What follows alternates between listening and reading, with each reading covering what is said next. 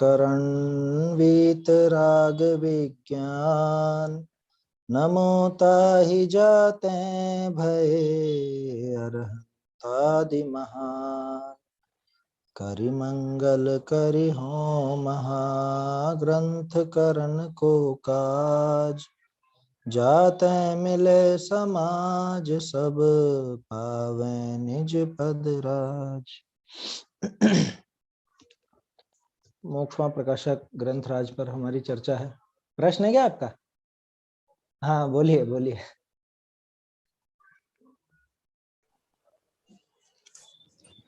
जी अभी तक तो हम समझते थे जय जिनेन्द्र हाँ जय जिनेन्द्र कि जे स्वाध्यायी तप परम तप है। अब ध्यान हमें होता नहीं। अब इसमें कहा है कि ये सम्यक दर्शन के 8 अंग हैं और ये इनका 25 दोषों को टालता है और ये सम्यक आदि गुण कहे हैं उनको भी धारण करता है। और जब तक सम्यक दर्शन नहीं है तो कुछ होने वाला नहीं है। ये सब तो व्यवहार से कहे। हाँ तो अब क्या करें? क्या करें का मतलब ये बात तो कल भी हुई थी ना अपने। हाँ हुई तो थी। क्या करें कि उसका उपाय करें, प्रयास करें, सम्यक का उपाय करें। प्रयास तो कर ही रहे हैं। हाँ पूजा में भी धर्म नहीं है। अब प्रतिमा वगैरह लो उसमें भी धर्म नहीं है जब तक सम्यक दर्शन नहीं होता। हाँ हाँ हाँ। तो इसमें ऐसा है, देखो मैं आपका प्रश्न जहां तक समझ पा रहा हूं कि भाई ये सब चीजें कर तो रहे हैं, फिर अब इसके अलावा और क्या करें, है ना? जी हाँ। सम्यक दर्शन वास्तव में क्या चीज है, पहले तो अपन इसको समझें। जी अच्छा बढ़िया प्रश्न है। सम्यक दर्शन की विधि क्या, कैसे हो सम्यक दर्शन? तो इतना तो पक्का है कि सम्यक दर्शन है श्रद्धा गुण की पर्याय। ठीक है जी। और श्रद्धा का काम सिर्फ अहम करने का होता है, अहम करना, इतना मात्र। यहाँ पे जो बात कर रहे हैं अपन श्रद्धान की ये श्रद्धान कैसे बनता है? ये श्रद्धान वास्तव में दृढ़ हुआ जो तत्व विचार है उसी से बनेगा। 7 तत्व के श्रद्धान की बात कर रहा हूं, ध्यान रखिएगा, अहम की बात नहीं कर रहा अभी मैं। अहम उसके बाद आ जाएगा। इसको ऐसे समझिए, शायद पहले भी अपन ने बात की हो कि जैसे मान लीजिए मेरा नाम विक्रांत है, ठीक है? तो 10 जने अगर हम सो रहे हैं, है ना, 10 जने सो रहे हैं, उनमें से आवाज लगाई गई राम, तो कौन खड़ा होगा? कि जो राम होगा वो उठ करके बैठ जाएगा। आवाज लगाई गई श्याम, तो श्याम उठ करके बैठ जाएगा। आवाज लगाई गई मोहन, तो मोहन उठ करके बैठ जाएगा। आवाज लगाई गई विक्रांत, अब कौन उठ के बैठेगा? कि मैं उठ करके बैठूंगा। अब मुझे ये बताओ कि मैंने वो राम श्याम मोहन ये नाम सुने थे या नहीं सुने थे? जी सुने थे। जब हम सो रहे थे तो सभी जन जब सो रहे हैं तो वो नाम सुनने में आए या नहीं आए? कि सुनने में तो आए, लेकिन एकदम से कौन उठ करके बैठेगा? कि जिसकी उस नाम से एकत्व बुद्धि पड़ी हुई, जिसके श्रद्धान में बैठा हुआ है कि हाँ ये मैं हूं, मैं विक्रांत हूं, ऐसा मेरे दिमाग में बैठा हुआ है, तो मैं उठ करके बैठ जाऊंगा। मैं राम कहने पे उठ करके नहीं बैठूंगा, मैं श्याम कहने पर उठ करके नहीं बैठूंगा, मेरा नाम जब पुकारा जाएगा तब मैं उठ करके बैठूंगा। ठीक है, इतनी बात तो आई समझ में? अब बात ये है कि मेरे श्रद्धान में ये कैसे बैठ गया कि मैं विक्रांत, कैसे बैठ गया? आदिकाल से जानते ही नहीं कि मैं जीव हूं। नहीं नहीं, मैं तो ये कह रहा हूं कि ये मेरे दिमाग में कैसे बैठ गया कि मैं विक्रांत हूं। ये बाकी सब लोग नाम लेके बुलाते हैं ना कि जे समझ गया कि मेरा ही नाम है। वो चोट पड़ती रही अंदर में, जैसे वो है ना, रसरी आवत जात ते सिल पर पड़त निशान। वो ही हिसाब है यहाँ पर, वो ही हिसाब है कि बचपन से मैं वो नाम सुनता आया हूं, बचपन से। हो सकता है जब पहली पहली बार ये नाम पुकारा गया हो तब मैंने कोई रिएक्शन ही नहीं दिया हो, क्योंकि मैं उस समय समझता ही नहीं था विक्रांत माने मैं, है ना। बचपन में जब पहली बार दूसरी बार बोला गया तब मैं उस नाम के प्रति ऐसा आदी नहीं था, उस नाम के प्रति मेरा कोई ऐसा वो नहीं पड़ा हुआ था, तो मैं बिल्कुल यही कुछ और दिमाग में चलता हो, जो भी चलता हो बचपन में। अब जैसे पुकारा गया विक्रांत विक्रांत विक्रांत, तो मुझे देखना है। क्यों देखना है? कि विक्रांत कह करके मुझको बुलाया जा रहा है। होता है ना, बचपन में तो छोटे बच्चों को अपन किसी और नाम से बुलाते हैं, स्कूल का कुछ और नाम रख देते हैं। तो अब जब वो पहली बार स्कूल में जाता है तो मैडम आवाज लगाती रहती है, फिर भी वो सुनता नहीं है। उसका जो अध्यापक है वो आवाज लगाता रहता है, फिर भी वो सुनता नहीं है। क्यों? क्योंकि अभी उसको उस नाम का अभ्यास नहीं पड़ा है। लेकिन अब इस उम्र में कि वो अभ्यास पड़ चुका है। अब 10 जनों के बीच में अगर सोया हुआ हो और सबका अलग अलग नाम लिया जाए तो सुनेगा सबका, लेकिन उठेगा वो खुद का नाम आने पर। क्यों हुआ ये? क्योंकि बचपन से उसको उस नाम से संबोधित किया गया। तो क्या वो संबोधन उसका कारण है कि नहीं? वो जो नाम बुलाया जाता था तब इसको दिमाग में ऐसा चलता था, हाँ मुझसे कहा गया, मुझसे कहा गया, मुझसे कहा गया, ये मैं हूं। तो ये बार बार जब चोट पड़ती रही तब वो ऐसा ऐसा निशान बन गया, जैसे वो रस्सी का निशान बनता है, ऐसा अंदर निशान बन गया कि अब कोई नींद में भी बुलाए ना तो खट से उठ बैठता। अच्छा, मैं दिन भर में कितनी बार दोहराता हूं मेरे नाम को? मेरा नाम विक्रांत है, मैं विक्रांत हूं। एक भी बार नहीं। क्यों? क्योंकि वो बैठ गया अंदर में अभिप्राय में। कैसे बैठा? वो लगातार उस पर चोट पड़ती रही, लगातार उस नाम का प्रयोग किया गया दूसरों के द्वारा, मेरे द्वारा, और जैसे ही कानों में वो नाम पड़ता कि अरे मेरी बात हो रही, मेरी बात हो रही। अब ऐसा अभ्यास, क्या ये 7 तत्व के संबंध में जो अपन ने पढ़ा, इनका स्वरूप भी देखा, इनकी विपरीतता भी देखी, टोडरमल जी ने दोनों बताए हैं। तो ये इतना दृढ़ हो जाए कि जैसे वो रस्सी का निशान उस पत्थर पर पड़ जाता है, ऐसा ये दृढ़ होते होते होते होते ये श्रद्धान बन जाता है। तो श्रद्धान अलग से कोई और चीज नहीं है। वास्तव में जिसको हम कहते हैं ना तत्वार्थ श्रद्धान, ये ज्ञान प्रधान श्रद्धान है, ये ज्ञान प्रधान श्रद्धान है। तो तत्व विचार जितना ज्यादा दृढ़ होता जाएगा, जितना ज्यादा बार बार उसका घोटन होगा, बार बार घोलन होगा, मनन होगा, तो उतना ही ये दृढ़ होता जाता है और वो तत्व विचार ही दृढ़ होता होता श्रद्धान बन जाता है। अभी अपन श्रद्धान तक आए, ध्यान रखिएगा, श्रद्धा आगे की चीज है। श्रद्धा फिर वो अहम कैसे बनेगा? कि जब ये अब ज्ञान में ही वो बैठ गया, ज्ञान में प्रतिष्ठित हो गया, वो कौन? अपने शुद्ध स्वरूप का बारंबार चिंतन चलता रहा, बारंबार उसी का विचार चलता रहा, इतनी दृढ़ता आ गई कि अब जीव नाम लेते से ही मुझे ऐसा लगता है कि मेरी बात चल रही है। जैसे टोडरमल जी ने लिखा ना, जैसे किसी अन्य ही की बातें करता रहा हो। अब ऐसी बात नहीं रही, अब तो ऐसा लगता है अरे जीव ऐसा वैसा, तो मेरी बात चल रही है। ऐसा जब दृढ़ता से इसको श्रद्धान बैठ जाता है, उसके बाद ही वो श्रद्धा में अहम बुद्धि आ जाती है कि ये मैं हूं। श्रद्धा का काम और कुछ नहीं है, श्रद्धा का काम सिर्फ अहम करने का, वरमाला डालने का है। आया समझ में? श्रद्धा उस कन्या की तरह है ना, पिछले पुराने जमाने की कन्या की तरह। आजकल की बात नहीं करें, पुराने जमाने में क्या होता था कि बाप और भाई उसके लिए लड़का देखते थे, वो पूरी की पूरी तफ्तीश करते थे कि कैसा है लड़का, क्या करता है, कहाँ रहता है, कमाता कितना है, क्या है, दिखने में कैसा है, कोई बीमारी तो नहीं है, या कोई गलत शौक तो नहीं है। ये सारी चीजें वो करते थे पिता और उसका भाई। और लड़की का काम क्या रहता था? जाकर के वरमाला डालना। बस यही काम श्रद्धा का है। और इसका बाप और भाई कौन है? कि इसके वो ज्ञान है, ज्ञान वो काम करता है। ज्ञान इसके सामने आज तक किसको लेके आया? ये देख, रंग बिरंगा है, जगह जगह अलग अलग गतियों में घूमता है, इधर जाता है उधर जाता है, तरह तरह के रंग बिरंगे दृश्य देखता है, तरह तरह के विषय भोगों को भोगता है। ये शरीर ठीक है, यही मैं हूं। आज तक ये बात ही नहीं आई थी ना, अनादिकाल से श्रुत परिचित और अनुभूत भोग और बंधन की कथा सामने आती रही, तो उसी में अहम पड़ा रहा, वो शरीर में अहम पड़ा रहा। अब आचार्य देव इस ज्ञान को पकड़ करके ये लड़का दिखाया, कौन सा? अपना शुद्ध स्वभाव, अपना शुद्ध, हाँ, ये अपना शुद्ध स्वभाव सामने लाया गया। तब फिर दिखाया गया, ये देख ये क्या करता है कि कुछ नहीं करता, इसको करने की आवश्यकता ही नहीं है। 3 लोक का राजा है ये, 3 जगत का सेहरा है, तू ही एक और नहीं दूजा, 3 जगत का सेहरा, लागा आत्म राम सो नेहरा, ऐसा भजन है। क्या पुराने कवियों के भजन पढ़ना चाहिए, उसमें बहुत बहुत महिमा आती है। तो ये सामने लाया गया, इसको दिखाया गया। अब उसने क्या करा? श्रद्धा ने स्वीकार, ये स्वीकार, इस पे वरमाला डाली, ये सम्यक दर्शन हुआ।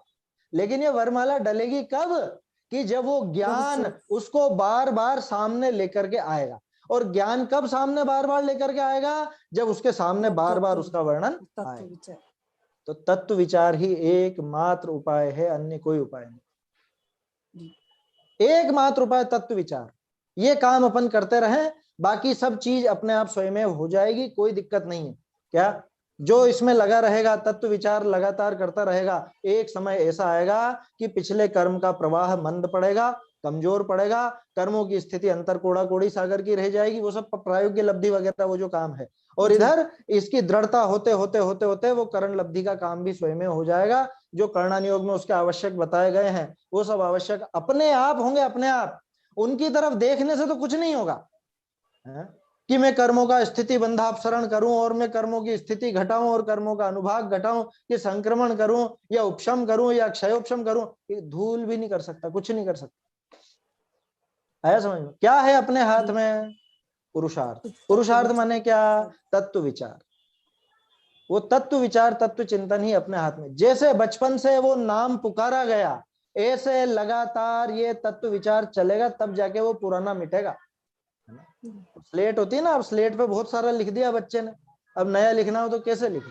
कि पहले तो वो पिछला सारा मिटाना पड़ेगा, क्या वो मेहनत करनी पड़ेगी थोड़ी सी, क्या वो मिटा, और उसके बाद ये तत्व विचार लगातार चले, चिंतन चले, चलते चलते यही दृढ़ होकर के श्रद्धान बनेगा, और इसी श्रद्धान के आधार पर श्रद्धा वरमाला पहना देगी। ये विधि है, और कोई विधि नहीं है, इसके अलावा और कोई विधि नहीं। और कितनी बार देखो हम चर्चा करते हैं, विचार करते हैं इस बारे में। आचार्यों ने जो जीव इतना सुलझ करके यहाँ पर आया, उसको किसकी प्रेरणा दी? उन्होंने उसके साथ छल नहीं किया। उन्होंने ये नहीं कहा कि तू जाके पूजा कर, तू जाके अभिषेक कर, तू जाके विधान कर, तू जाके ग्रंथों को खोल के बैठा रहे, नहीं कहा। किस पे जोर दिया? कि तू तो ये तत्व विचार कर, चिंतन कर, मनन कर, इसको स्वीकार कर, इस पे जोर दिया। क्योंकि उनको पता है ना कैसे तो बेचारा ये जीव कहां से बचा करके यहाँ पर आया है, अभी इसको दूसरे क्रियाकांड में उलझा देंगे तो कितना बड़ा छल हो जाएगा इसके साथ। वो व्यक्ति महाछल कपट कर रहा है हमारे साथ कि जो धर्म के नाम पे हमको किसी क्रियाकांड में घुसा दे, ये पक्का मानना। क्योंकि हम तो पूरी दुनिया से बच करके अब यहाँ पे सुखी होने के लिए आए थे, और सबसे पूरी सारी मेहनत करके देख चुके ना पूरी जिंदगी भर। कौन सा काम करके नहीं देखा बताओ? कौन सा काम नहीं करके देखा? व्रत नहीं करा, कि उपवास नहीं करा, कि पूजा नहीं करी, कि दान नहीं दिया, कि विधान आदि नहीं किए, यात्रा नहीं किए, क्या नहीं किया? फिर और कछु क्या है वो है, कुछ और रहा इन साधन से है? तब क्यों न विचारत है मन से, कुछ और रहा इन साधन से, कि कुछ और काम बाकी रह गया जो आज तक नहीं हुआ। और वो है दृढ़ता से तत्व विचार। कैसा विचार? कि जैसे सुबह उठ करके आईना देखते हैं, मुझे तो वही उदाहरण सूझता है। देखो क्या, सुबह उठ के कांच में देखते क्या देखते हैं? यहाँ क्या लग रहा है, यहाँ कैसा, यहाँ कैसा, गाल कैसे और बाल कैसे हैं, कंघी हो रही है कि नहीं हो रही है? जैसे वो देखते ही विचार आता है, ये मेरे ऐसा लगा हुआ, मेरा ऐसा हो रहा है, मेरे ऐसा हो। वहां विचार आना चाहिए, ये कौन है? ये मैं नहीं। पहले ये विचार चलाना पड़ेगा, बुद्धिपूर्वक चलाना पड़ेगा, अपने आप नहीं आएगा।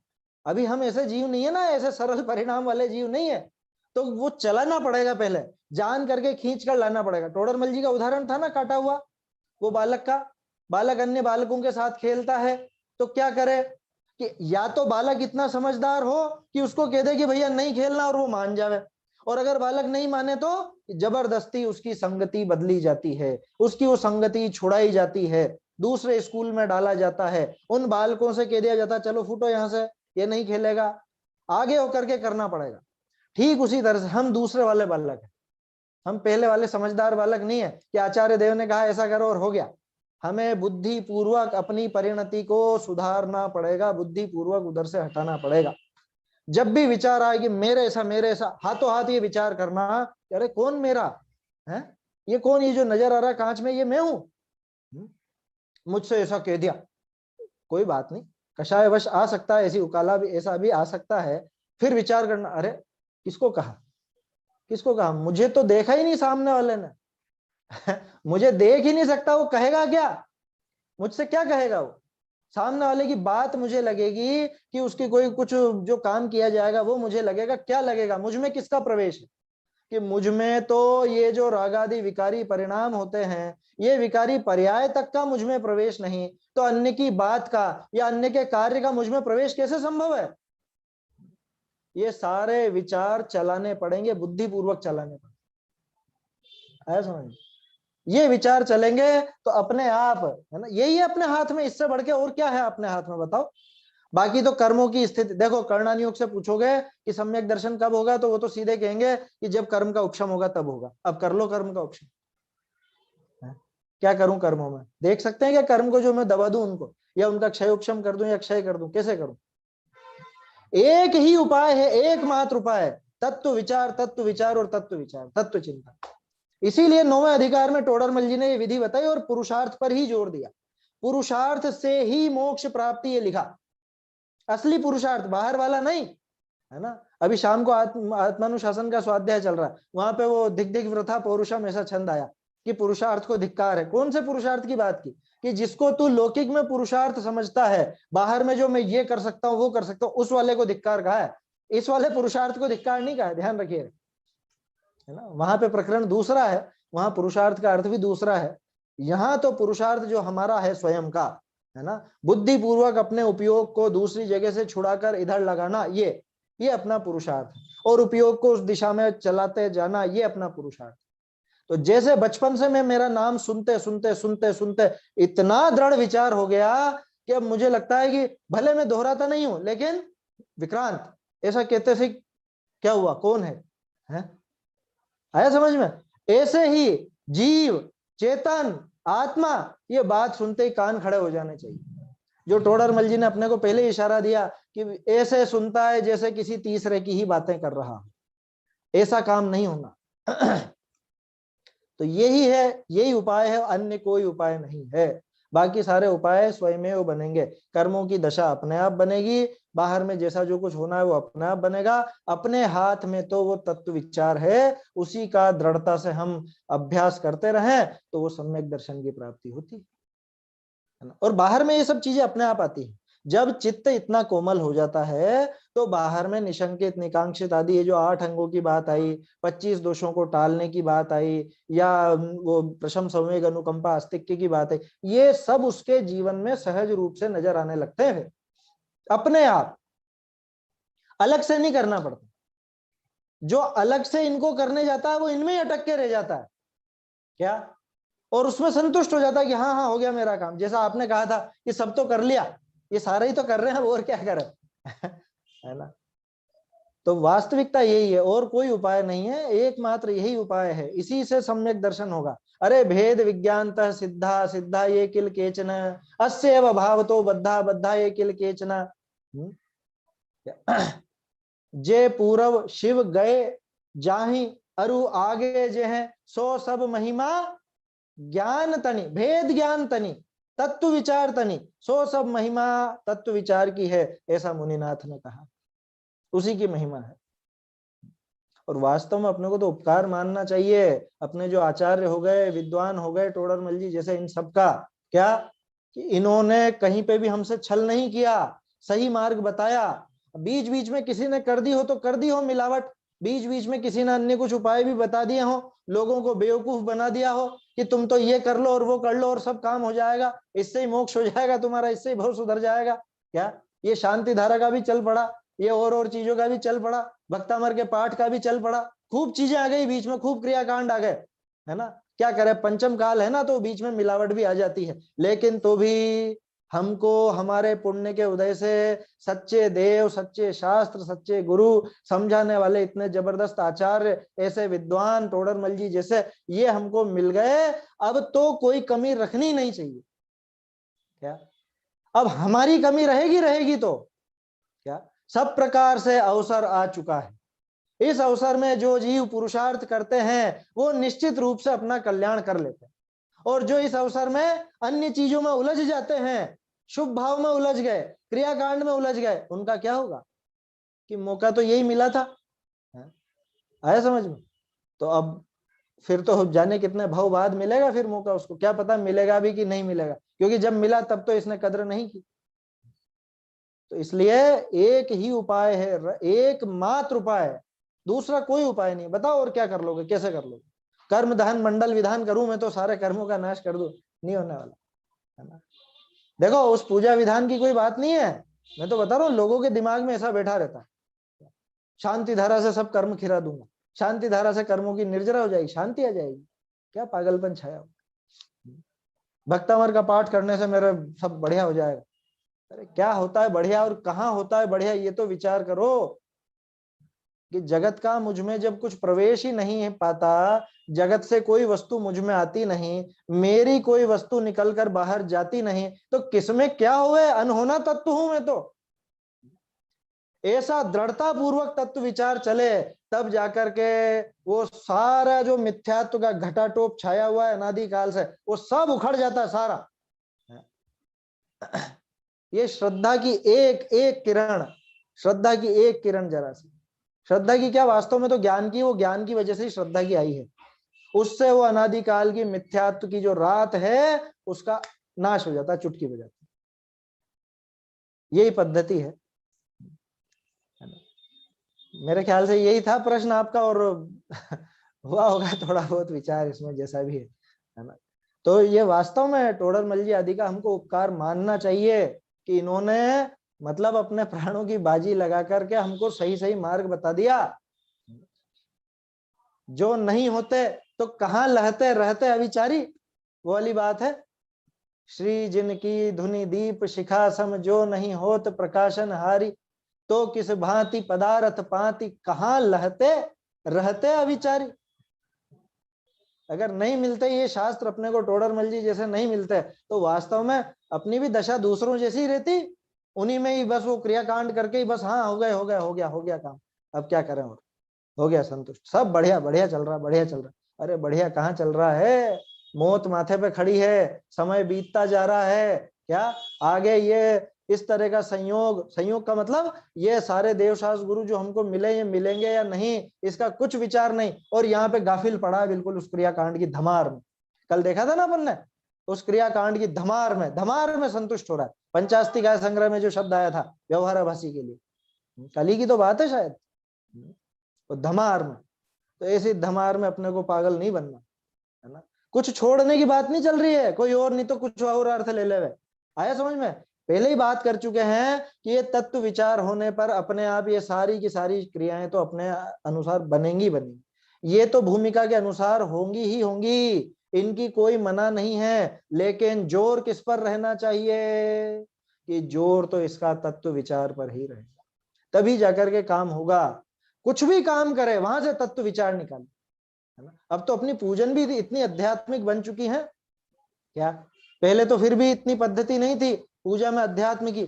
ये तो भला हो बाबूजी का, इन्होंने धारा पलटी पूरी, है ना। ये पता है कि नहीं आपको, युगल जी बाबूजी के पहले ऐसी पूजाएं थी नहीं, ये टर्निंग पॉइंट था अपने पूजा साहित्य में। जैन पूजा साहित्य में बाबूजी ने जो ये दोनों पूजाएं लिखी, जिसमें वो केवल रवि किरणों वाली, उसके बाद से ही पूजाओं में अध्यात्म की शुरुआत हुई, एक तरह से यूं समझ। पहले होता था वो छिटपुट होता था, वो निकालना पड़ता था, अब तो साक्षात उन्होंने पूजाओं में अध्यात्म भर दिया। और आज देखो, अब तो ग्रंथों के ही पूरा सार भर करके बना दिए जाते हैं विधान, ये बाबूजी की देन है।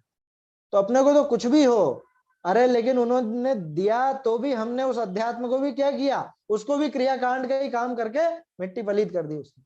उसमें से वो चीज निकालनी चाहिए, एक एक पंक्ति पर विचार करना चाहिए। लेकिन हमें तो एक पूजा थोड़ा करनी है, हमें तो 2-4 पूजाएं करनी रहती, उसके बिना तो मन ही नहीं मानता। अरे भैया एक ही कर, है ना, चाहे 10 कर, कोई फर्क नहीं पड़ता। वहां भाव कितना ठहरे, वहां पे उनसे क्या सीख ली, तत्व विचार निकला या नहीं, तभी जाकर के वो काम होगा। नहीं तो बस ठीक है, वो तो जैसे पुजारी होते हैं वैसे पुजारी है ये, और कुछ नहीं, ऐसा है।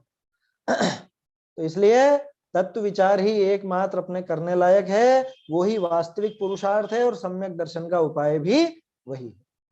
तो सम्यक दर्शन का जो अन्यथा रूप का प्रकरण था, है ना, वो अपना कल पूरा हुआ, है ना। इसमें और कोई प्रश्न हो तो पूछिए, नहीं तो फिर आगे बढ़ते हैं अपन सम्यक ज्ञान का अन्यथा रूप में, है ना। चलिए, तो सम्यक दर्शन का अन्यथा रूप में टोडरमल जी ने बहुत भ्रांतियां अपनी दूर की।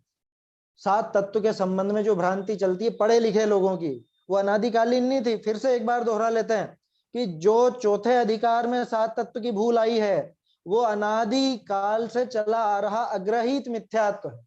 और 7वें अधिकार में जो 7 तत्व संबंधी भूल है, ये ग्रहित मिथ्यात्व वाली है ना। ये ग्रहित मिथ्यात्व वाली है। चौथे अधिकार में जैसे आश्रव की बात थी, वहां पे राग द्वेष सब खुद के जो भाव थे वो सब अच्छे लगते थे। यहाँ क्या बात है, यहाँ पे द्वेष तो अच्छा लगता ही नहीं है, अशुभ राग भी अच्छा नहीं लगता, लेकिन शुभ राग अच्छा लगता है। तो ये नई चीज है, ये नया ग्रहण किया है, ये पढ़े लिखे का मिथ्यात्व है। पढ़े लिखे का माने जो जैन शास्त्रों का अभ्यास कर चुका है ना, जिनागम का जिसको अभ्यास हुआ है, ऐसे जीव का ये मिथ्यात्व, इसलिए ग्रहित मिथ्यात्व का वर्णन यहाँ पर है। ऐसे ही देव भक्ति, गुरु भक्ति और शास्त्र भक्ति का भी अन्यथा रूप दिखाया। ये दोनों क्यों दिखाए? ये इसलिए दिखाया क्योंकि सम्यक दर्शन के नाम पर ये प्रचलन में है। देव शास्त्र गुरु का श्रद्धांश हो सम्यक दर्शन, सात तत्व का श्रद्धांश हो सम्यक दर्शन। और इन दोनों में ही भूल चलती है कि बाकी दो भी तो हैं। कौन से दो? आपा पर का श्रद्धान और आत्मा का श्रद्धान। तो वो तो ऐसा होता ही नहीं है। क्या वो होगा तो वास्तव में होगा ही होगा, फिर तो सम्यक दर्शन होगा ही होगा, है ना। उनका कोई व्यावहारिक रूप नहीं है। ज्यादा से ज्यादा आप कह सकते हो कि वो जो तत्व विचार चलाता है बुद्धिपूर्वक, स्व और पर का भेद विज्ञान का जो विचार चलाता है, उस विचार को कोई स्व पर का श्रद्धान हो गया माने, तो उसको अपन उसका व्यावहारिक रूप कह सकते हैं। वो लगभग निश्चय भाषी में वो प्रकरण आ चुका है, ठीक है ना। और आत्मा का श्रद्धान वो तो होना ही तभी संभव है कि जब वास्तव में सम्यक दर्शन हो जाए। तो व्यावहारिक रूप मुख्य रूप से दो प्रकार का नजर आता है सम्यक दर्शन का, एक तो सात तत्व संबंधी और एक देवशास्त्र गुरु संबंधी। अब इन दोनों विषयों के संबंध में जो जो हमारी भूल चलती है, वो सारा वर्णन सम्यक दर्शन का अन्यथा रूप में टोडरमल जी ने कर दिया। अब विषय चलता है सम्यक ज्ञान का अन्यथा रूप। क्या ये भी बहुत समझने लायक है हमारे, विशेष तौर पर अपन जैसे लोगों के लिए। क्यों कह रहा हूं मैं ये बात? क्योंकि अपने को स्वाध्याय की विशेष रुचि है, अपन लोग पढ़ने पढ़ाने वाले लोग हैं, अपने को क्रियाकांड की विशेष रुचि नहीं। तो ऐसे लोगों को सम्यक ज्ञान का अन्यथा रूप अच्छे से पढ़ना चाहिए, अपन लोगों के काम का है। वैसे सारा ही अपने काम का है वो तो। चलिए देखते हैं क्या बता रहे हैं। अब यह सम्यक ज्ञान के अर्थ ही शास्त्र विषय, एक मिनट, सम्यक ज्ञान के अर्थ ही शास्त्र विषय शास्त्राभ्यास किए सम्यक ज्ञान होना कया है, ताते शास्त्राभ्यास विषय तत्पर रहे। तहा सीखना सिखावना, याद करना, वांचना, पढ़ना आदि क्रिया विषय तो उपयोग को रमावे है, परंतु वाके प्रयोजन ऊपरी दृष्टि नहीं। इस उपदेश विषय मुझको कार्यकारी कहा सो अभिप्राय नहीं। आप शास्त्राभ्यास करी और अनि को संबोधन देने का अभिप्राय रखे। घने जीव उपदेश माने तहा संतुष्ट हो गए, सो ज्ञानाभ्यास तो आपके अर्थ कीजिए है। प्रसंग पाई पर का भी भला होई तो पर का भी भला करे। बहुरी कोई उपदेश न सुने तो मति सुनो, आप काहे को विषाद कीजिए। शास्त्रार्थ का भाव जाने आपका भला करना। कितना बढ़िया पैराग्राफ है, और कैसी ये वास्तविक आज की भी स्थिति जो है वो बता दी है यहाँ पर। क्यों करते हैं भाई शास्त्राभ्यास, क्यों करते हैं हम? इसलिए करते हैं कि शास्त्रों में लिखा है, क्या लिखा है? शास्त्राभ्यास किए सम्यक ज्ञान होना कया। मुझे सम्यक दर्शन की तो बात हो चुकी, सम्यक दर्शन के लिए तो मैंने क्या किया, देवशास्त्र गुरु का श्रद्धान कर लिया अथवा सात तत्व का श्रद्धान कर लिया, अब सम्यक दर्शन हो गया। अच्छा, सम्यक ज्ञान के लिए क्या करा कि शास्त्राभ्यास, शास्त्रों में लिखा है शास्त्राभ्यास करने पर सम्यक ज्ञान होता है ना, लिखा है। तो मैंने क्या किया, शास्त्राभ्यास करने लग गया। कैसे करने लग गया? पढ़ने लग गया, पढ़ाने लग गया, वांचने लग गया, याद करने लग गया, ये सारा काम करने लग गया। लिखा ना ये, ताते शास्त्राभ्यास विषय तत्पर रहे हैं। बोलो, हम सब तत्पर रहते हैं कि नहीं रहते? किस लिए रहते हैं? कि मुझे सम्यक ज्ञान करना है। कि अच्छी बात है ना, विचार तो सही है, सम्यक ज्ञान करना है और विधि भी यहीं से निकलेगी। लेकिन जैसे वो मोक्ष में भूल क्या थी, मोक्ष तत्व से संबंध में, कि वो सुख का स्वरूप ही नहीं समझा था। ठीक ऐसे ही शास्त्राभ्यास करता तो है, लेकिन शास्त्राभ्यास का प्रयोजन क्या है, उसके प्रयोजन का विचार नहीं करता। इतना समझता है कि मैंने तो सुन लिया और हो गया स्वाध्याय, कि कंटिन्यू चल रही है, बहुत आनंद आ रहा है, बहुत आनंद आ रहा है, सुबह से लेके शाम तक है, अमृत बरस रहा है साहब, अमृत बरस रहा है। कैसे अमृत बरस रहा है कि बस मैं तो लगा के बैठ जाता हूँ आराम से, है ना, भोजन करते समय भी सुनता हूँ और दूसरा काम करते करते भी सुन लेता हूँ। कोई चलता रहता, हमारे तो दिन भर चलता रहता, लेटा लेटा भी मैं तो सुनता रहता हूँ, सुनते सुनते ही सो भी जाता हूँ और उठता हूँ जब भी सुनने लग जाता हूँ। क्या क्या है अभिप्राय, क्या है? शास्त्राभ्यास का जो अभिप्राय है लिखा ना, ये ताते शास्त्राभ्यास विषय तत्पर रहे हैं, उसमें कैसे तत्पर रहता है? तहा वह सीखना, सिखावना, इत्या याद करना वो आमना है, घोखना, बार बार उसका रिपीटेशन, चिंतन करना, चिंतन नहीं, क्या बोलते हैं उसको, याद करना, रटना रटना, वांचना, जैसे मैं वांच रहा हूं ये, पढ़ना आदि क्रिया विषय तो उपयोग को रमावे। होता है ना, अपने जेनी भाई हैं, बहुत से सज्जन हैं कि खुद भी पढ़ते हैं, दूसरों को पढ़ाते भी हैं, कक्षाएं लेते हैं, जहां मौका मिले वहां तक तो चर्चा करते हैं, है ना, होता है ना। अरे रात को नींद में खुली 1-1:30 बजे तो मैं मोबाइल उठ करके जो भी धर्म के मैसेज आए वो पढ़ने लग गया, या किसी को कुछ भेजने लग गया। कितनी बजे? रात को 1-1:30 बजे। ऐसे भी होते हैं, आया समझ में? ऐसे भी होते हैं कि अरे क्या गजब के परिणाम है, अरे क्या गजब के परिणाम है, ये अजीर्ण है, आया समझ में? ये अजीर्ण है, अजीर्ण, ये ज्यादा चढ़ गया थोड़ा। बात समझना, है ना भाई। वो तत्व विचार का, तत्व चिंतन का इतना बढ़िया जो मौका मिला, तो एकांत, उस समय बिल्कुल शांति, नींद खुल गई है किस्मत से, बहुत अच्छी बात है, नींद खुल गई, अब क्या करूं? विचार करो, चिंतन करो। और नींद नहीं आ रही है तो कुछ पढ़ने लग जाओ, उस पर थोड़ा सा पढ़ो, फिर विचार करो, चिंतन करो। उस शांति में जितना वो चिंतन चलता है अच्छी तरह से, वैसा कभी और नहीं चल सकता। लेकिन मुझे तो इसी पे करना है, मोबाइल पे सारा का सारा स्वाध्याय, क्या इस पे ही पढ़ना है, इस पे ही पढ़ना है, और इसी पे दूसरों को लिखना है, दूसरों से पूछना भी इसी पे, दूसरों को मैसेज भी इसी पर भेज देना। धार्मिक धार्मिक, कि लौकिक बात तो हम करते ही नहीं है साहब, हम लौकिक बात तो करते ही नहीं। अरे भैया ये ऐसा ऐसा काम नहीं है। देखो मुझे बहुत पहले से ऐसा लगता है कि अति परिचय और शीघ्र परिचय, ये दोनों के दोनों अविनय पैदा करते हैं। क्या? अति परिचय और शीघ्र परिचय ये अविनय पैदा करने वाले होते हैं। नहीं मेरी बात समझ में? जैसे मान लो आपको 40-50 साल की उम्र में धर्म की रुचि लगी, किसी व्यक्ति को 40-50 की उम्र में रुचि लगी, उसको कितना बहुमान रहता है, देखा कभी? और जिसको बचपन से ही वही चीजें दी जा रही हैं तो उसको वो बहुमान नहीं रहता, उसको उतना बहुमान नहीं आता कि हाँ पढ़ तो रहे, बचपन से पढ़ रहे हैं। अरे वही वाली बात, बाल बोध पाठमाला भाग 1 जीव अजीव वाला पाठ बोलो, सम्यक दर्शन के लिए पर्याप्त है या नहीं है? मैं जीव हूं, मुझ में ज्ञान है, मैं जानता देखता हूं, शरीर अजीब है, इसमें ज्ञान नहीं है, ये जानता देखता नहीं है, ये सुख दुख का अनुभव नहीं करता, है ना, ये मुझसे पूरी तरह से भिन्न है, मैं इससे पूरी तरह से भिन्न हूं। यही तो चाहिए सम्यक दर्शन में, और क्या चाहिए? यही तो तत्व विचार दृढ़ होगा, श्रद्धा, यही तो, इसी पे तो माला पहनाई। लेकिन बोलो अब उस पर उसकी कोई महिमा आती है उस बात की? कोई अगर आपको ये लिख के भेज देवे, क्या इतना सा मैसेज, मैं जीव हूं, मुझ में ज्ञान है, राग द्वेष मेरे नहीं है, इतनी सी बात, हाँ ठीक है ठीक है ठीक है ठीक है, पढ़ ले, पढ़ा हुआ है। बहुत ज्यादा पढ़ने में आ गया ना वो, तो ये अति परिचय अथवा शीघ्र परिचय, बहुत जल्दी पढ़ने को मिल गया बच्चों को वो चीज, तो उसकी महिमा ही नहीं आती। इसलिए कई बार ऐसा लगता है कि समय आने पर ही वो पूरी विधि होनी चाहिए, जल्दबाजी नहीं करनी, पहले उसकी प्यास जगाओ, क्या उस विषय के लिए उसकी प्यास जगाओ पहले, और जब प्यास जग जाए तब उसको उस हिसाब से वो वस्तु दी जाए तो महिमा आती। जैसे उस सिकंदर का किस्सा था ना, सिकंदर एक बार वो फकीर के पास पहुंच गया, क्या कि बोल तुझको क्या चाहिए? कह रहे तू मुझको कुछ भी नहीं दे सकता।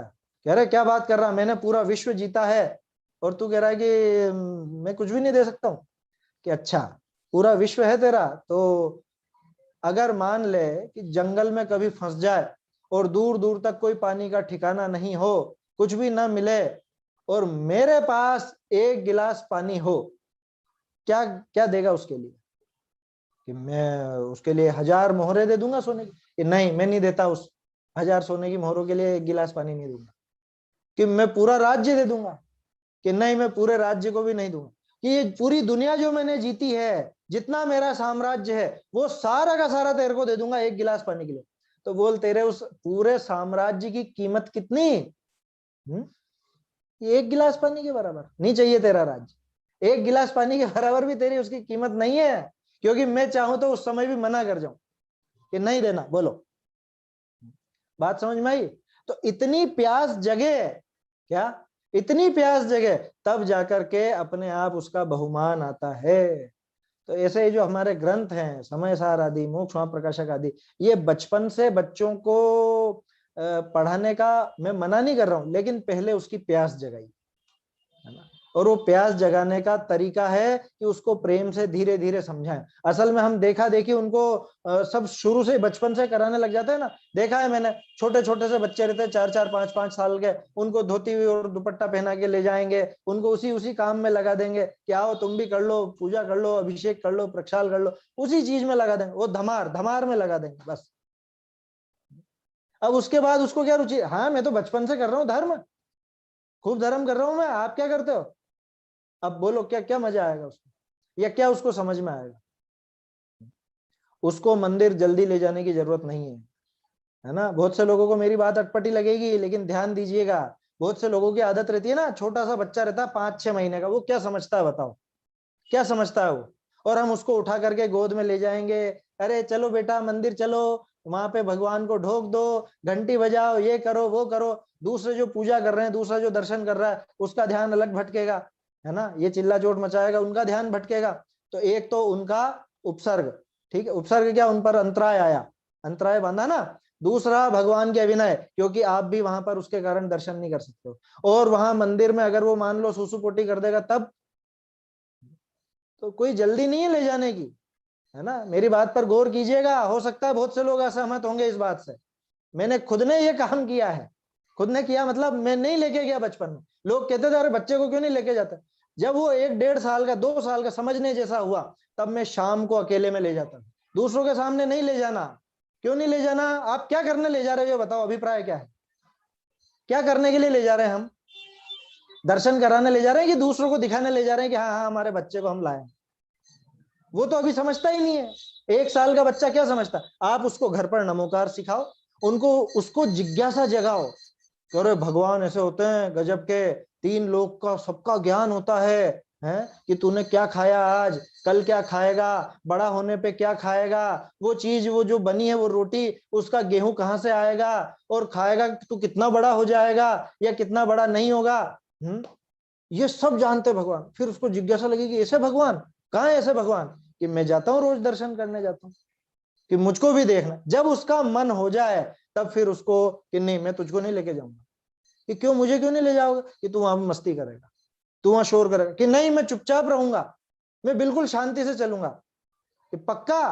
कि हाँ पक्का। वो पक्का करे तब उसको आप चुपचाप शांति से ले जाओ, उसको पूरी विनय सिखाओ कि भगवान देखो ये 3 लोक के नाथ हैं, ये सबसे उत्तम है, इन्हीं का सहारा है जगत में, हम भी सहारा नहीं है। ये सारी चीजें वहां पे सिखाने की हैं, और ये सब चीजें एकांत में सिखाई जाती हैं, भीड़ में नहीं सिखाई जाती। तो पहले आप उसको एकांत में शांति से लेके जाएं, उसको दिखाएं, भगवान का स्वरूप समझाएं। स्वरूप आप घर पे भी समझा सकते हो, तब उसको महिमा आएगी ना, तब अपने आप ही उसका सिर झुकेगा, तब उसका सिर झुकेगा, है ना। उसको शीघ्र परिचय नहीं मिला, पहले उसको आपने पूरा परिचय दिया, अच्छे से समझाया, तब जाके जब वो मिलने गया है, तब उसको कितना उल्लास और कितना वो आएगा, सोचो। तो ऐसी महिमा जगानी चाहिए, ऐसी ही प्यास हमको जिनवाणी के लिए जगानी चाहिए बच्चों में, बचपन से प्यास जगाएं, पहले से नहीं पकड़ा दें। क्योंकि आजकल क्या थोड़ा होड़ा होड़ बहुत ज्यादा होती है ना। दूसरों को देख के अरे देखो उसने तो भक्तमर के काव्य याद कर रखे हैं, तो क्या हो गया ये बताओ? उदाहरण दे रहा हूं, एक भक्तमर का सिर्फ उदाहरण दिया है, जो जैसा भी ग्रंथ का आप ले सकते हो कर रखे, उसको आशय भी मालूम है उसका, उसे शुद्ध बोलना आता है, उसका अर्थ मालूम है, कि आप नमोकार ही सिखाओ, बहुत अच्छे से सिखाओ। और हिंदी की स्तुतियां इतनी अच्छी अच्छी हैं, आप उनको सिखाओ ना। एक बात कहता हूं मैं, आप असहमत हो सकते हो, है ना, आपको बुरी भी लग सकती है मेरी बात, गंभीरता से विचार कीजिएगा। भक्तामर स्तोत्र में आप मुझको ऐसे छंद निकाल करके बताओ जिसमें भगवान के असली गुणों की स्तुति की गई हो, निकाल के बताओ। दूसरी तरफ बिल्कुल सरल स्तुति आपको देता हूं, सकल गेय गायक की स्तुति लीजिए, उसमें एक छंद ऐसा बताओ जिसमें भगवान की असली स्तुति ना आई। ये सिर्फ तुलना करने के लिए दे रहा हूं मैं कोई भक्तामर की अवमानना नहीं कर रहा हूं या उसको कमजोर नहीं बता रहा हूं, लेकिन उसमें से निकालना पड़ता है, उसमें हर कोई नहीं निकाल सकता। आया समझ में? जो लोगों को बहुत रुचि है ना कि हम बच्चों को बचपन से भक्तामर याद कराएंगे, अरे भैया तू पहले वो याद करा जिससे उसको भगवान की स्तुति तो आवे ढंग से, वो भगवान का गुणगान उसके हृदय में बैठे, पहले वो याद कराओ। भक्तामर वगैरह तो बाद में बड़ा होके भी कर लेगा, और जब बड़ा होकर के करेगा तब अच्छे से करेगा।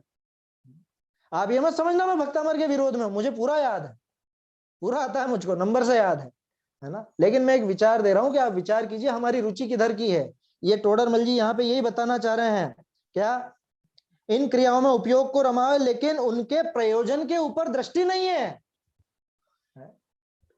सम्यक ज्ञान के लिए क्या करना कि शास्त्र अभ्यास, शास्त्र अभ्यास, शास्त्र अभ्यास।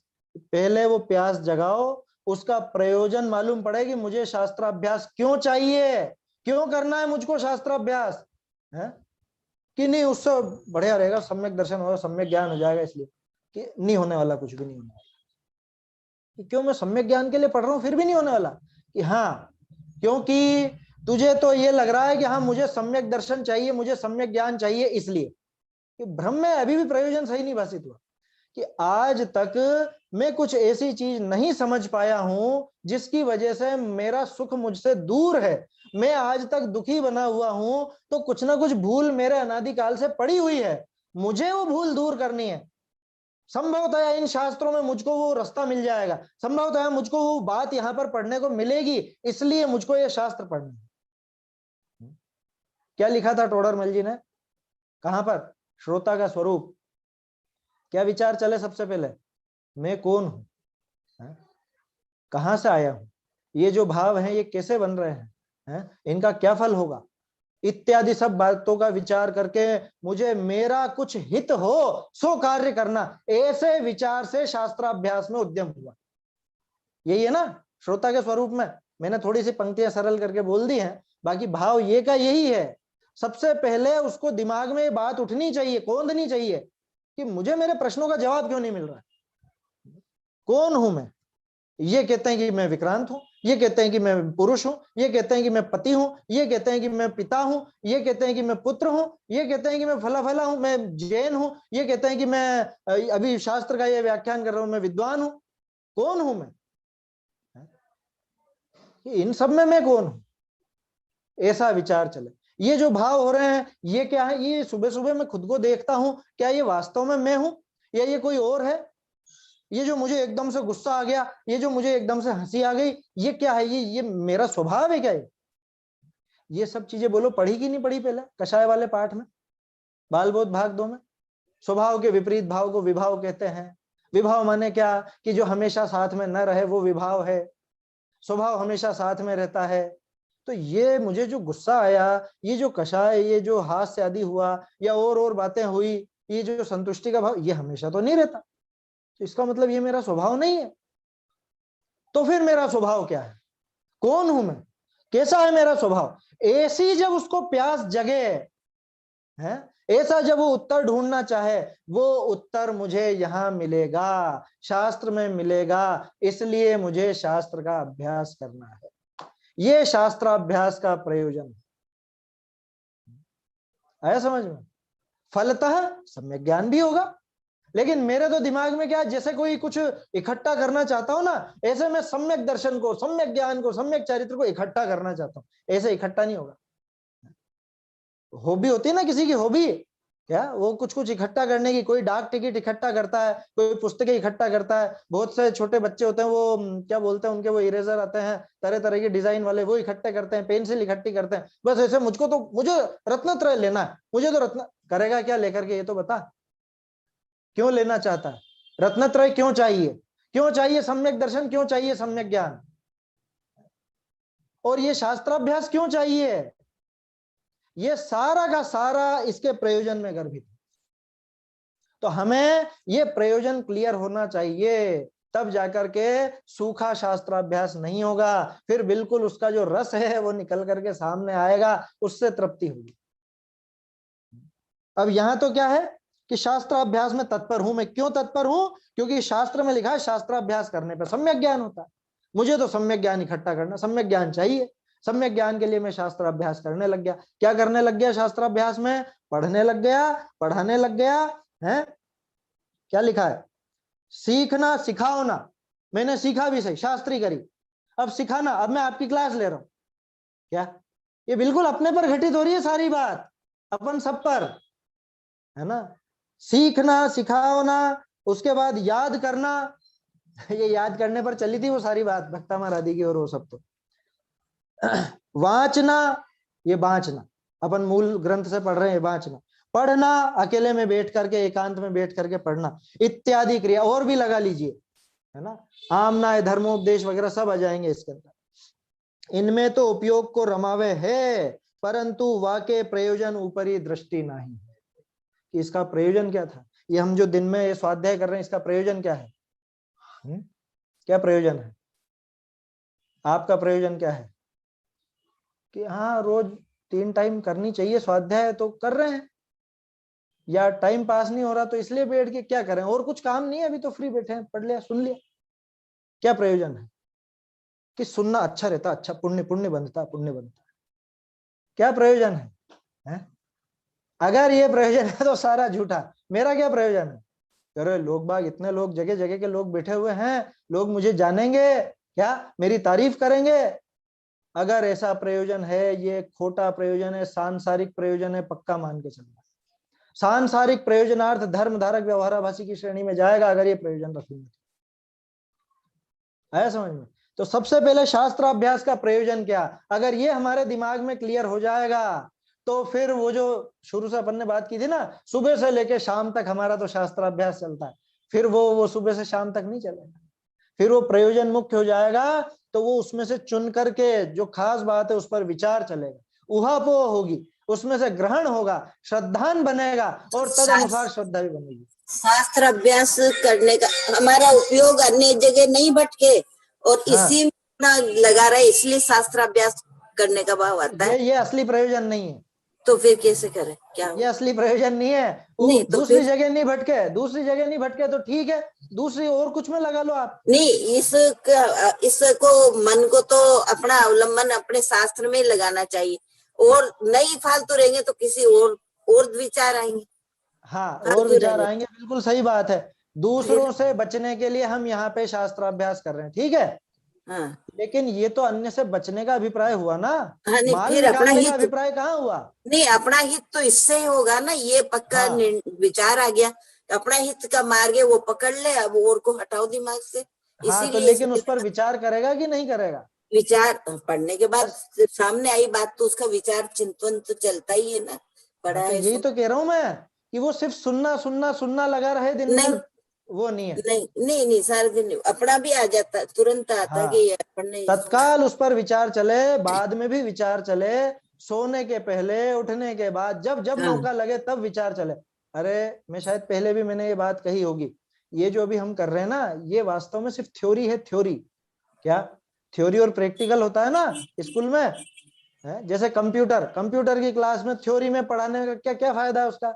यहाँ भैया कंट्रोल सी दबाना, उससे कॉपी हो जाएगा, कंट्रोल वी दबा देना, उससे पेस्ट हो जाएगा, ऐसा ही काम हो जाएगा। अब ठीक है, रट के बोल तो दिया, याद तो कर लिया, लेकिन जब मौका लगा तब वो मालूम ही नहीं है कौन सा कंट्रोल का बटन, कौन सा वी और कौन सा सी है, ये पता ही नहीं है, तो क्या फायदा ऐसे पढ़ने का? इसलिए वो प्रैक्टिकल जरूरी है। और वो प्रैक्टिकल कब होगा? कि ये जो 2-3 घंटे स्वाध्याय करते हैं, यहाँ नहीं होगा। वो प्रैक्टिकल होगा बाकी के 21-22 घंटों में, जो दिन भर काम चलता है वहां। जो सुना है, जब आप नहाओगे तब, जब आप खाना खाओगे तब, जब आप घूमने जाओगे तब, जब व्यापार धंधा करोगे तब, जब किसी से बात करोगे तब वो प्रैक्टिकल चलेगा। और कैसे चलेगा? वही विधि जो बताई थी टोडरमल जी ने, काटा हुआ उदाहरण, उपयोग को बुद्धि पूर्वक उधर से हटाकर इधर लगा। ये तो शास्त्राभ्यास का प्रयोजन क्या? कि मेरा हित कुछ इससे सदता है, इसलिए वो जो आपने कहा था उपयोग दूसरी जगह नहीं भटके, इसलिए वो प्रयोजन नहीं बनाना। प्रयोजन क्या बनाना? मेरा हित यहां से ही मिलेगा, हाँ, ये तो पक्का दिमाग में रहता है ना। हाँ, ये तो यही है, यही मार्ग सच्चा अच्छा है। यही और जगह सच्चा से मार्ग और यहीं से मिलेगा, तभी जाकर हम्म, के वो सच्चा प्रयोजन उसका भाषित होगा, है ना। हाँ, देखिए क्या कह रहे हैं, परंतु वाक्य प्रयोजन ऊपरी दृष्टि नहीं। प्रयोजन के ऊपर अगर दृष्टि नहीं रहेगी तो वो शास्त्राभ्यास किसी काम का नहीं होगा, है नहीं, ना। समय तो हो गया है ये 3-4 पंक्तियां जल्दी पढ़ने से फायदा नहीं है ना, कल देख लेंगे इसको। इस उपदेश विषय मुझको कार्यकारी कहा, सो अभिप्राय नहीं। देखो, इस उपदेश में सब मुझको काम की बात क्या है क्या नहीं है ये कौन हाँ, निकालेगा। अब 24 घंटे सुनता रहूंगा तो ये बात निकालूंगा कब मैं। चुप इसलिए होगा जो जी। बाबूजी कहा करते थे कि कम सुनो, कम पढ़ो, ज्यादा विचार करो। और एक और चीज कहता हूं, उनके आखिरी वर्षों में जब भी मिलने गए, उनका एक चीज पर जोर ज्यादा रहता था, उपयोग को सूक्ष्म और तीक्ष्ण बनाओ। उपयोग को सूक्ष्म और तीक्ष्ण बनाओ, फैलाओ मत, ज्यादा मत फैलाओ। आया समझ में, ऐसा कहते थे। एक में तो ऐसा बोले वो क्या, कि इसको ज्ञान को कष्ट मत दो, इतना कहा। क्या कहा, ज्ञान को कष्ट मत दो, ज्यादा ये जानू ये जानू ये जानू, ये ग्रंथ देखूं वो पढ़ूं और ये सब याद करूं, कष्ट मत दो, ज्ञान दुख पाता है इससे। ऐसा कहा बाबूजी कि ज्ञान को तो इसके लायक जो बात है, आत्मा की शुद्धात्म स्वरूप की बात, उसका चिंतन करो, उसमें सुखी होता है ज्ञान। ज्ञान माने अपना खुद का स्वभाव। तो शास्त्राभ्यास की मना नहीं है ना, जैसे अन्य क्रियाओं की मना नहीं, वैसे शास्त्राभ्यास की भी मना नहीं है। लेकिन शास्त्राभ्यास का प्रयोजन क्या है, उसके पीछे क्या अभिप्राय होना चाहिए, वो सारा यहाँ पर टोडरमल जी अपने को बता रहे हैं। अभी प्रकरण अपना प्रारंभ ही हुआ है ना, समय हो गया तो ये अपन कल करेंगे इसकी चर्चा। निज निधि निज में बताई, यह अनंत उपकार है, इसके लिए जिन वाणी को वंदना शत बार है, वंदना शत बार है।